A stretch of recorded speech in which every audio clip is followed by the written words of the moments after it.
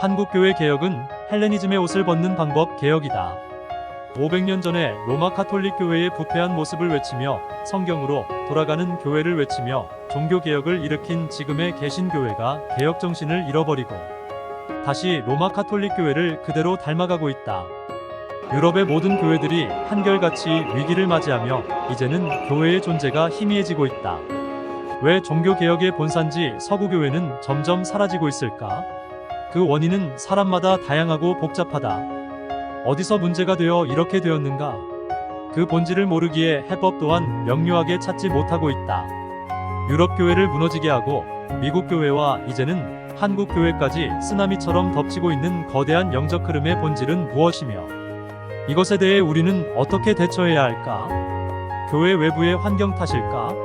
아니면 교회 내부의 문제일까? 모두 영향이 있겠지만 가장 우선으로 생각해야 할 해법은 교회 내부에 있다. 바이러스를 이기는 길은 몸을 건강하게 만들어 면역력을 키우는 길이다. 백신을 맞아 외부의 바이러스를 이기는 몸으로 강화시켜야 한다. 그것이 개혁의 시작이다. 그렇다면 유럽 교회와 지금 한국 교회를 무너지게 하는 보이지 않는 바이러스의 정체는 무엇인가? 그것은 헬레니즘이다.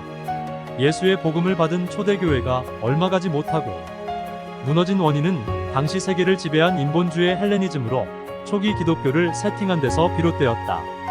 구약부터 내려온 예수언약의 매뉴얼을 따르기보다는 이방의 헬레니즘 문화를 교회 옷으로 입혀서 기독교를 세운 주역들은 헬레니즘의 영향을 받은 초대교부들이었다. 그리고 그것을 본격적으로 교회를 왜곡하게 만든 주역은 로마가 기독교 공인이 되면서 본격적으로 이방 방식과 외적인 건물교회로 교회 이미지가 바뀌었다.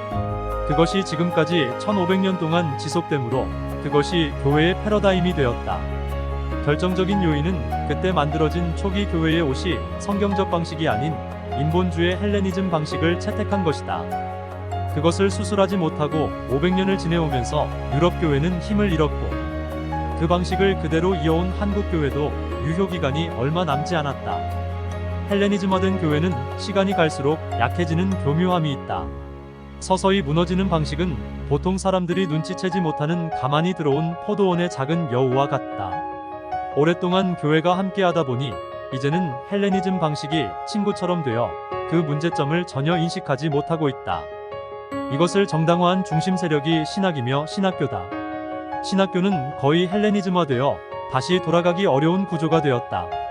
모두가 위기라고 외치지만 정작 해결의 방법에서는 무기력하다. 왜 그럴까? 이미 헬레니즘으로 옷을 입은 익숙한 상태를 벗어버리는 것은 거의 힘들다. 신학교, 교수, 교회의 목회자, 평신도 등 모두 헬레니즘으로 오랫동안 옷을 입은 상태이기에 이것을 벗고 새로운 옷을 입는 일은 사람의 힘으로는 힘들다. 여전히 죄악된 자아가 그것을 즐기고 있고 그 안에서 해왔던 헬레니즘 방식을 고수하기 때문이다. 과감하게 오랫동안 입었던 익숙한 헬레니즘 옷을 벗어 던질 힘이 없다. 새 부대가 필요한데 여전히 옛 부대를 고집하고 있다. 곧 있으면 부대가 터질 상황인데도 바꿀 의지가 없다. 아니 바꾸고 싶어도 그것을 어떻게 바꾸어야 할지 방법이 생각이 안 난다. 그래서 문제를 알지만 여전히 그 방식을 따르는 악순환이 계속되는 것이다. 우리는 이미 답을 알고 있다. 지금의 교회 구조가 성경적이 아니라는 것을. 지금의 예배와 설교와 성경 공부와 교육의 방식이 문제가 있는지 안다. 문제는 그것이 성경적인 방법이 아니라는 것을 알고 있지만 그대로 간다. 왜 그럴까? 다른 방법을 찾지 못하고 그것을 받아들일 자세가 부족해서다. 이렇게 보면 지금은 방법의 종교개혁이 필요하다. 모두가 예수와 복음을 외친다. 문제는 그것을 전달하고 삶으로 풀어내는 방법이 비성경적이고 비인격적이라는 것이다. 여기에 문제의 핵심이 있다. 하나씩 헬레니즘화된 방법을 성경적인 방법으로 전환하는 구체적인 행동이 필요하다. 행하지 않는 믿음은 죽은 것이다. 교회 개혁과 신앙 개혁은 이것을 하나씩 실천하고 행할 때 성령의 역사가 일어난다. 물론 여기서 행함은 자기 포기와 죽음이 필요하다. 그동안의 기득권과 지식과 경험과 인기를 내려놓는 결단이 필요하다. 그것이 힘들기에 지금 위기가 있는 것이다.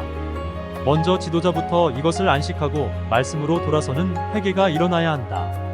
지금까지 이대희의 리텔링 바이블이었습니다.